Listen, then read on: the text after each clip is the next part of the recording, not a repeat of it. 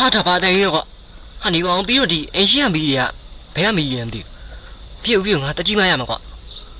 ဟာမောင်းမလဲရောအပြင်မှာဟာဟုတ်တယ်ကွာဒီအပြင်မှာ scale တွေတစ်ဖွဲ့တော့ရောက်နေတာပဲဟာ oh my god ပြုတ်ငါပြေးမရပြေး End of flashback အားလုံးမြင်ပါပါကျွန်တော်ကတော့ extra ပါကျွန်တော်ဒီနေ့ Roblox တွေက breaking story ဆိုတဲ့ game ဆောက်လာအောင်ပါဒီ game ထဲမှာတော့ကျွန်တော်တို့ကပြောကြခီးထွက်မယ်အဲ့ဒီအချိန်မှာကျွန်တော်တို့ရဲ့အိမ်ကို villain တွေကလာပြောတတ်ခိုင်းမယ်အဲ့ဒီအချိန်မှာကျွန်တော်တို့က villain တွေကိုပြန်တတ်ခိုင်းပြီးတော့အသက်ရှင်အောင်ဆောက်အောင်ပါပါကဲအဲ့ဒါဆို video လေးကိုစလိုက်ကြ let's go ကဲဒီမှာတော့ကျွန်တော်တို့နေရာမယ့်အိမ်ကိုရောက်လာပြီဟာဟိုနားမှာ blocky map တဲ့ဒီနေရာမှာ supermarket ရှိတာငါတော့မသိပါလားကွာနေရောပြမမောထွက်ရစားမယ် hello welcome to your new home နဲ့မင်းအိမ်တိတ်ကနေကြိုးစိုးပါတယ်တဲ့ဒီမှာမုတ်တွေရှိတယ်တဲ့အိမ်ထဲမှာဘာမှလဲကွာနေဒီမှာတော့မတွေ့သေးဘူးကွာအိမ်အော်ဒီမှာတွေ့ပြီပန်းကြီးတစ်လုံးပဲ yes မောရပြီနေရောအပေါ်အကဲနေဖွင့်ကြည့်လိုက်အောင်ဘာလို့ပတ်စံရှိတာပဲပတ်စံတော့ပြီးတော့ပါကွာငါမှဒေါ်လာ20အောင်ရှိတာဆိုတော့ okay ဒါကတော့ကျွန်တော်တို့ရဲ့ဧကန်ပဲဖြစ်ပါတယ်ကဲအဲ့ဒါဆိုအပေါ်နဲ့တက်ကြည့်ရအောင်အပေါ်ထဲမှာဘာတွေရှိအောင်မလဲမသိဘူးW room နဲ့အပြာကန်တော့မွေတော့ပါဘူးကွာ Yeah boy ဒါကတော့ the pink room okay ဒါကတော့ the green room နဲ့ဒါအစိမ်းကပေါ့လိမ္မော်ကန်ကြီးဘာတွေမရှိဘူးလားမသိဘူးကဲအစိမ်းကမှပဲနေရတော့မလားဆိုရင်ဒီကောင်အစိမ်းကမှမုတ်တွေဘာတွေရှိနေတာမသိဘူးကြည့်လိုက်အောင်ပါ okay မရှိဘူးကွာဒီအောက်မှာနောက်စင်မရှိဘူးကွာဒီမှာကြံနေတာပဲကွာဟာရမရှိဘူးကွာဘယ်ကောင်ယူသွားရမသိကွာနေရောငါခုနပြာကန်နဲ့ကဝင်ကြည့်လိုက်အောင်မုတ်တွေပါရှိလားလို့ရောပြာကန်မိုက်တယ်ကွာโอเคမုတ်ရှိလားမသိမရှိဘူးကွာโอเคအဲ့ဆိုဒီမှာဒီကောင်ရှာကြည့်လိုက်မယ်โอเคရောပြာကန်မွဲနေပြီကွာမုတ်လည်းမရှိဘူးโอเคဒီမှာကိုကီတခုတွေ့ပြီ yes A few moments later ဟာငါဒါပဲနေရောက်လာတယ်ကွာဒါငါတို့အိမ်အောက်ထပ်ပဲကွာကိုယ့်ရဲ့အောက်ထပ်တော့ကိုမေ့နေတယ်ဘရိုမှကြည့်ပါဦးအပြင်မှာမိုးတွေနဲ့ချုပ်နေပြီကြည့်အောင်မိုးလေးရွာနေပြီကွာနေပေါင်းကဘိုက်ဆာလာပြီကွာကျွန်တော်ဘိုက်ဆာလာနဲ့မှရေခဲတက်တာထဲမှာဘာရှိလဲဆိုကြည့်လိုက်မရှိဘူးဒါကတော့အန်တီရဲ့ဟိုပါဗောနော်မဟုတ်တဲ့စရင်ရောကျွန်တော်ပေါင်းပစ္စည်းတွေမရှိတော့မဟုတ်တော့ပါဘူးကဲရေခဲတက်တာဖွင့်လို့မရဘူးဒါကတော့ကျွန်တော်တို့ရဲ့ microwave ပဲဖြစ်ပါတယ်โอเคဟောခလေးသေးလေးကထိုင်နေပြီဘာစားရမလဲမသိဘူးဒီကောင်ဘာစောင့်နေ hello ကျန်နေပြီကွာတဲခေါ်တကားခေါင်းနေတာပဲကွာဖွင့်ကြည့်လိုက်အောင် hello โอเคဘလူးလေပီဇာပို့မှာပဲကွာဟေးတော်ပဲကွာဘိုက်ချနေတယ်ကျေးဇူးတင်ညီလေးโอเคယေတော်မယ်စားမယ် let's go A few moments later ကဲအခုအပြင်မှာမိုးနေချုပ်နေပြီဆိုတော့ငါတိတ်လိုက်တော့မှာကွာရေးထဲမှာမီးပြောက်သွားပြန်ပြီငါလည်းကွီးငါမီတာကနေပုံမှန်ဆောင်ပါတယ်ကွာမီးရဘာလို့ပြောက်သွားလဲမသိဘူးမြန်မာနိုင်ငံမှာနေတာဒီနောက်တော့စီမှာโอเคအောက်က TV ကဖွင့်နေသေးတယ်ထင်တယ်မီးတီကြောင်းရတာမသိဘူးထားလိုက်ပါတော့ကွာအဲ့တော့ငါတနေ့ကိုပြင်ပန်းထားဆိုတော့A few moments later emergency broadcast တဲ့ရေးဟောတဲ့နှိမ့်ချက်ဆိုပါတော့the bar has begun villain on the loose တဲ့villain เนี่ยထွက်ပြေးလို့မြောက်နေတယ်ပြီးတော့အဲ့ဒီ villain เนี่ย Roblox game တွေကိုဖျက်ဆီးနေတယ်တဲ့တော်ဆိုးရကောင်တွေပါလားကွာနေငါးစီလာမှငါတုံးနဲ့ကျွေးအောင်โอเคတော်အနေများတယ်တဲ့အဲ့ဒီအတင်းမောင်းနေတဲ့တကားတွေကိုပိတ်ထားရမယ်တဲ့โอเคပိတ်သွားပြီသူတို့ခေါင်းဆောင်တော့ scary လေယူရဲ what the fuck bro ဒီမှာကြည့်ရော bro ကြောက်လားမသိကျွန်တော်တော့မကြောက်ကဲ bro ကျွန်တော်တည်င်းနဲ့ကြည့်သွားပြီဆိုတော့တော့ကြည့်လိုက်အောင်မယ်အဲ့လိုရတော့ပါပြီကဲတနေ့ကိုပြင်ပန်းထားရလဲအဲ့တော့ A few inches later oh my god bro ဘာလဲလဲကွာ oh my god ဟဲ့ကျွန်တော်ရဲ့လူတွေဖောက်ဝင်လာပြီ okay ရောက်အောင်ကျုံးမတော်သေးလို့ရှိနေတော့မင်းငါတို့ဖောက်ဝင်တာမင်းကြော့တေးပြီလားအမတေးရကြမ်းနေမသိဘူးနေတတိကြီးနေပါရမယ်မဟုတ်ရင်ငါတို့နာပြီးတော့ကျုံးအောင်တွေးတော်ရောက်လာတာပဲကွာ ဟာမိုးတော့လင်းသွားပြီပဲအော်တို့ဟိုနေရနေရောဖောက်ဝင်တာဟိုဒီမှာဟာဒီကောင်တော်ဆိုးတဲ့ကောင်တွေပဲကွာမင်းညာအစင်းရန်ကောင်တွေတိုက်ခိုက်ခံရတယ်တဲ့ဟုတ်တယ်ကျွန်တော်တို့ခံပဲလားအကုန်လုံးတက်ရှင်ရတယ်တဲ့ yes ဟာမင်းညာအပြာကန်းကောင်တွေတိုက်ခိုက်ခံရတယ်ပဲအာတော်သေးလို့ကွာအကုန်လုံးတက်ရှင်ရတာပဲအဲ့ဒါဆိုပန်းရောက်ရတဲ့ကောင်တွေပဲတိုက်ခိုက်မခံရတာပေါ့အော်โอเคဟာငါနောက်တစ်ခါတော့ဒီကောင်တွေကိုပြန်ပြီးတော့ငါတို့အိမ်ဝင်အောင်အပေါက်တွေဖားရမှာကွာဖားမှာအပေါက်တွေဖားမှာဟောဒီမှာတက်โอเคရပြီတော်ပဲပေါက်ဖားတယ်တက်လို့ပါလေတော်ပဲအာတော်ဆိုးရကောင်တွေကွာရှော့ဒီမှာပေါ့ဒီနားမှာတစ်ချက်ဒီမှာတစ်ချက်โอเค A few moments later. ကဲနောက်ဆိုကျွန်တော်တို့ရဲ့အိမ်ဖာတဲ့အလုပ်ကြီးပြီးတော့ပြီကဲကွာမိုးတော့ပြတ်ရှုံသွားပြီပဲကွာငါတို့အိမ်ဖာနေတာနဲ့တနေ့ကုန်အိမ်ဖာလိုက်ရတာတော်မောသွားပြီဟာဒီဘက်မှာပီဇာ3ချက်တောင်ရှိတာပဲကွာ3ချက်လုံးစားရတာကွာ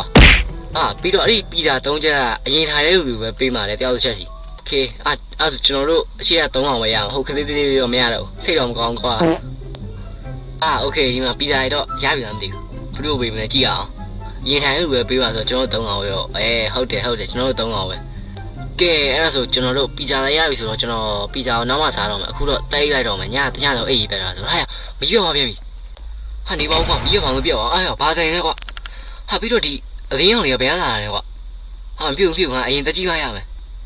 နေမြန်တော့ဟာဒီမှာအပေါက်ရှိတော့လာပဲဟာဟဲ့အပြင်မှာစကေးဝီးလေးတစ်ဖွဲ့လုံးပဲကွာ Oh my god ဟဲ့တစ်ဖွဲ့လုံးတော့ပြန်လာပဲကွာဟာဒီကောင်နေဟိုတစ်ခါတော့ငါတို့သူတို့ဖွဲ့သားတွေကိုကျုံလိုက်တာမကြည့်လို့ပြန်လာထင်တယ်ကွာ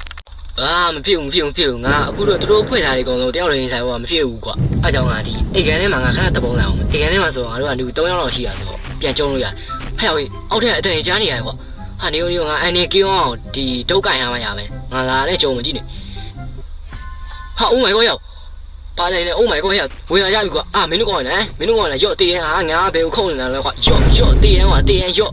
မင်းလားရော့တေးရင်တေးပြီလားမင်းတို့ကောင်းလာငါတို့ဝင်လာရော့တေးရော့ဟာတော်မောပါပြီကွာဒီအောင်ကတို့တွေဘယ်ကနေဖောက်ဝင်ကြကြလဲမသိဘူးဟိုတစ်တာကထားနေရတာမသိဘူးဟာဒီကောင်တော်ဆိုးတဲ့ကောင်တွေပဲကွာတစ်တာတွေဟိုလာဖောက်ဝင်တာလေဟာအဲ့တော့ရောက်သွားပြီပဲကွာဟာအချိန်ကတော်မြန်လာပဲကွာဟာမင်းညတော့အစိမ်းငန်းကောင်တွေတိုက်ခိုက်ခံရတယ်တဲ့ဒါပေမဲ့အကောင်လုံးအသက်ရှင်ကြတယ်တဲ့နေပါအောင်ကွာဒီချားခန်းကောင်တွေကဘယ်ရောက်သွားကြတယ်မသိဘူးငါတကောင်မှလည်းမတွေ့ကြပါဘူးဟာမောင်းမเลยရောသူတို့ဟိုကောင်တွေဖမ်းသွားရတာမသိဘူးဟာတော်သေးလို့ကွာငါတို့ဖမ်းရမရှိသေးတာ Oh my god ခဏနေရောငါအောက်ထက်ကိုသွားပြီးစစ်ကြည့်လိုက်အောင်မင်းညသူတို့ဘယ်ကနေဖောက်ဝင်ရတာမသိဘူးဒီမှာအကောင်ပဲ Oh my god ဟိုနားမှန်ခွဲထားနေပဲကွာဒါဆိုတော့တို့ဒီကနေဝင်လာတာ哦ဟာငါနဲ့ဒီကိုကာဖို့မေ့သွားတယ်ကွာ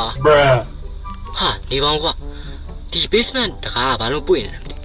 ဟာမဟုတ်မှပဲရောစကယ်လေးကြီးအဖွဲရကောင်ဒီထဲမှာကြံနေသေးရတယ်ကွာ No God please no ဟာဟုတ်တယ်ကွာဟာဟုတ်တယ် Oh my god ဟဲ့ဒါတို့ရဲ့ခေါင်းဆောင်ကြီးနားမသိဘူးဟာငါဘာလို့မှမသိဘူးပြန်ကြောင်းရမှာမဖြစ်ဘူးငါပြန်ကြုံနေနိုင်အောင်မဟုတ်ကွာပြေးပြီကွာပြေးမယ်ဘယ်လိုပြေးရမှာလဲဟိုတော့ဒီမှာဟိုဟာရှိတာပဲဗီဒီယိုရှိတာပဲကွာဗီဒီယိုထဲမှာငါဝင်ပေါ်လာအောင်ဟာဟဲ့မြေကြီးတွေပါတုံတယ်ကွာ Oh my god ဒါစကယ်ဝီလေးဘိုးတော်ကြီးပဲကွာဒီကောင်ကကျူတီကိုလာတာငါတို့ဖမ်းဝင်လာမသိဘူး Oh my god တော်သေးလို့ကွာငါပုံလိုက်တာမှန်သွားတယ်ဟုတ်ငါဖမ်းရကြည့်ပါမှာဟာဒီဘက်ကြမ်းလို့ပေါ့ကွာဒီဘက်လမ်းလျှောက်တာမြေကြီးတွေပါတုံဟာမဖြစ်ဘူးငါဒီမှာပုံးနေမှရမယ်ဒီဘက်သွားတဲ့အထိဟာနေပါဦးကွာဒီဘက်အိမ်ပေါ်တက်ကိုတက်သွားတယ်တင်နေအေးဟုတ်တယ်သွားမှာငါတို့ basement နဲ့တပုံးရမယ်မြန်သွားမယ်တိုက်တို့ let's go ဟာနေပါဦးကွာငါတို့အိမ်ရဲ့ basement ကြီးကတော်မိုက်တာပဲကွာငါတို့အိမ်မှာ basement ရှိတာငါတော့မသိဘူးဟောဒီမှာမြင့်မှန်နေကွာဘယ်လိုမြင့်မှန်လဲမသိဘူးငါတက်ရှိရအောင်မယ်အရင်အိမ်ပိုင်ရှင်ရဲ့မြင့်မှန်နေတင်နေဒီဘက်တွေမြူသွားဘူးဟာဒီမှာလေကားပဲကွာနေပါဦးကွာငါဒီလေကားကိုဘာလို့ရမှာတီဗီဟိုအရှိတခါအောင်မှာတခြားဟာရမယ်โอเคဟာလေကားတဲ့သွေးပါရော့တော့ကွာနေအောင်ချလိုက်တော့လေကားပြောက်သွားပြီကွာဟိုနေရာမှာပြန်ရောက်သွားပြီကွာဟာနေအောင်ကွာငါဒီအောက်ကိုဆင်းလာတော့ basement တခါကိုပိတ်ဖို့မေးခဲ့တာပဲဟာသွားပြီကွာဒီ basement တခါထဲကနေပြီးတော့ဇိုးတွေဝင်လာတော့မယ်မဖြစ်ငါတို့တိုက်ခိုက်ဖို့အသိမင်းနာမှရမယ်ဟာဟိုမှာဟိုကောင်တွေဝင်လာပြီကွာဟာဖြစ်ရော့ကွာမင်းရော့မှာ3ယောက်ကွာရလာရော့မှာတေးကွာရော့မှာတေးပြီလားတေးသွားပြီကွာဟာ ဒီတကောင်လေးနဲ့လာတော့မဖြစ်နိုင်ဘူးကွာနောက်တစ်ကောင်တော့ရှိအောင်ကွာနေနေတားဟဲ့ဖို့တိတ်ပင်ထားမှရမယ်ဟုတ်တယ်ကွာနောက်တစ်ကောင်ဟမ်ကျုံညဟဲ့လေကျုံညရော့ဝါမင်းလားရော့မှာတင်းကွာတင်းဟာငါဘယ်ကိုခုံနေလဲရော့မှာရော့တိတ်နေကွာတိတ်ကွာကုန်ပြီနေညောဆိုတင်းဟမ်ဟာလို့လာဝင် Oh my god ဟဲ့နောက်တစ်ကောင်လာပြန်ပြီကွာ Oh my god ဟဲ့အေးကျုံ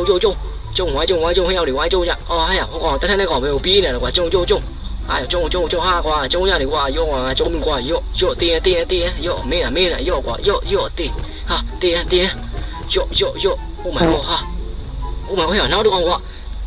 ဟဲ့လေးကောင်တော့ Oh my god ဟဲ့တော်မင်းရှိရတော့ရော့တင်းရော့ကွာ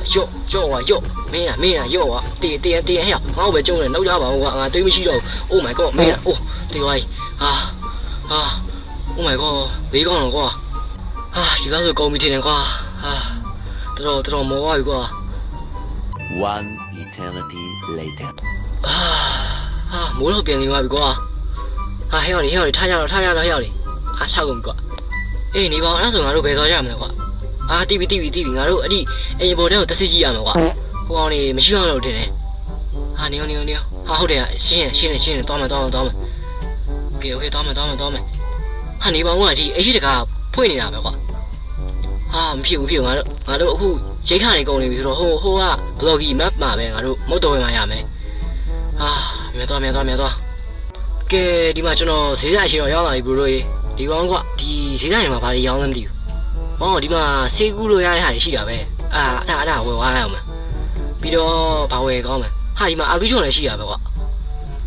ဒီမှာအပေါ်မှာတက်လာအာသူချုံ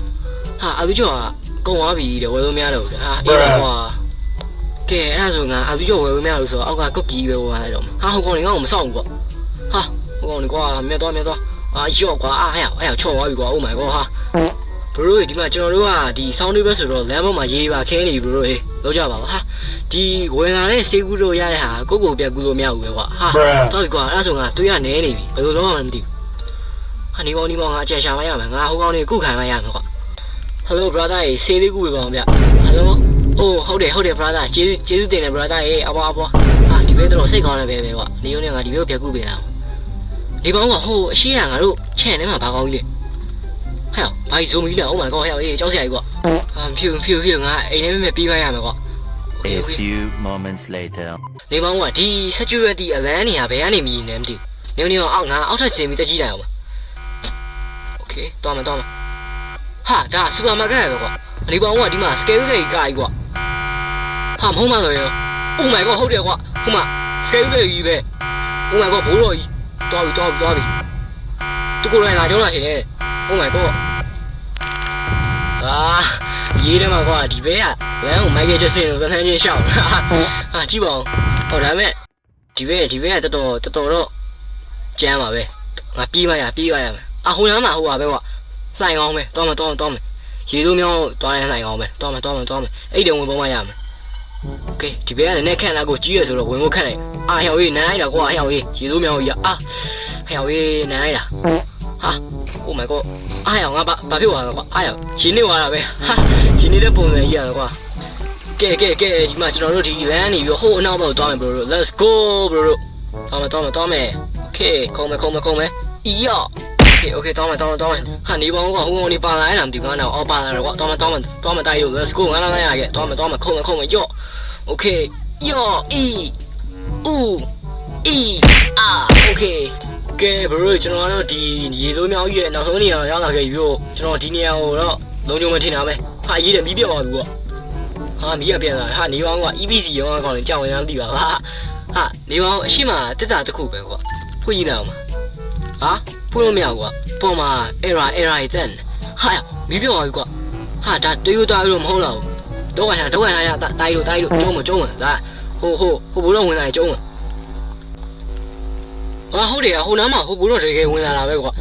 နေပေါင်းတူဝင်လာတာငါတို့ခြေတယ်လည်းမကြပါလားကွာဟုတ်မှလည်းဒီဘိုးတော်ကမော်ဆွဲနေမှမြတ်တက်လာမသိဘူးမီးပြုတ်သွားပြီကွာမပြုတ်တော့ကျုံးမယ်ဒါအခွင့်ကောင်းမယ်ကွာဘိုးတော်ညင်နေတာသွားမယ်နေပေါင်းကတခုမူမှန်တော့ Oh my god ပြေးနေပေါင်းဘိုးတော်ဘယ်ရောက်လာလဲ Oh my god မြန်လိုက်တာဒီဘိုးတော်ဒီခန္ဓာကိုယ်နဲ့ ဘယ်ပြောင်းသွားလဲမသိဘူးဒီတော့ခန္ဓာကိုယ်ကြီးတော်တော်ကြမ်းပုံကွာနေပေါင်းကဘိုးတော်ငါတို့ဘာပြောရလဲ Hello my name is Scary Larry သူ့ရဲ့နာမည်က Scary Larry လေဟာဆောင်းရေးထဲမှာဘိုးတော်ကလာမိတ်ဆက်နေဗျာတိတာပေါ့ဘိုးတော်မသိပဲနေလားကျွန်တော်တို့တုံးညာတိတိဒုက္ခပေးရတဲ့ဘိုးတော်တုံးနဲ့တမအောင်မယ်ငါလည်းဝိဘိုးတော်ပါကွာနေပေါင်းဘာပြောလဲပါဇက်တရှိရဆောက်ပြောတော့ဟာဒီကောင်ရချလာမယ်တွေ့မယ်လာခဲ့ငါနေထုနဲ့တပည့်ကွာနေထုနဲ့တပည့်နေထုကနာယော့မှာကျုံရောက်နေကျုံရောက်ကွာတေးတာတေးရင်မှာတေးယူတာယော့အားဟိုကောင်ဘယ်လိုပေးရလဲအောင်ကြောင်းလို့တက်ပြေးနာကျုံဝင်ယော့အမှငါယော့ကွာမှာငါတို့မြည်ကြီးအမှငါဝေးတော့ဆိုရင်ယော့ဖုံယော့မှာတေးရင်ဟောင်းမှာဟိုဘိုးတော့ဆင်းလာပြီကွာဟာနေအောင်ကွာဘိုးတော်ရဲ့ခေါင်းမှာ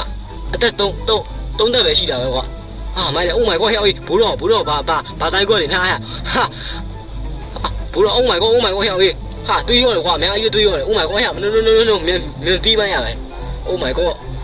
ဟာ Oh my god ဟဲ့ Oh my god ဟဲ့ဒီဘိုးတော်ဒီတိုင်းကိုဘယ်ကနေတင်လာမသိဘူးရဲမှုသမားတိုင်းနေဟာတောင်းမယ်နေက तू อ่ะဒီလိုလှဲ့နေတာငါတို့ဘယ်လိုတိုက်ခိုက်ရမှာ Oh my god ဟဲ့ Oh my god တေးရောမယ် Oh တော်ရင်တစ်ချက်ကြည့်ရတယ်တေးပြီလား Oh shit ဟုတ်တယ်ဘိုးတော်ဟုတ်တယ် Oh my god no ဟာဟုတ်တော့ကွာဟာဒီဆေးရတယ်ကိုကိုပြန်ဟီးလို့မရဘူးကွာဟာဟဲ့ဘိုးတော်ရောက်သွားပြီ Oh my god တောင်းမယ်ကျုံးမယ်အာကျုံးလို့မရဘူးကွာအနောက်သူ့ရဲ့အနောက်ကတန်မဲ့ဟိုပဲဆွဲရမှာ Oh my god ဟာ Oh my god ဘိုးတော်ပြန်ပြောင်းသွားပြီဟာခုံသွားတာပဲလက်ဆတော်ဒီဘိုးတော်ဒီဘိုးတော်ကွာပါဇက်တွေရှိရတယ်ရှောက်ရောနေတယ်ငါတို့သူ့တပည့်နဲ့ချခိုင်းရပေါ့ဟာဘိုးတော်ကြီးတည်းမသိဘူးကွာတော်စကားများနေပဲ Oh my god မဟုတ်ဘူးကွာသူ့တပည့်နဲ့ချမှာမဟုတ် Oh my god ရောက်ပြီငါတွေ့တဲ့ဆက်ပဲကြံတော့တယ် Oh my god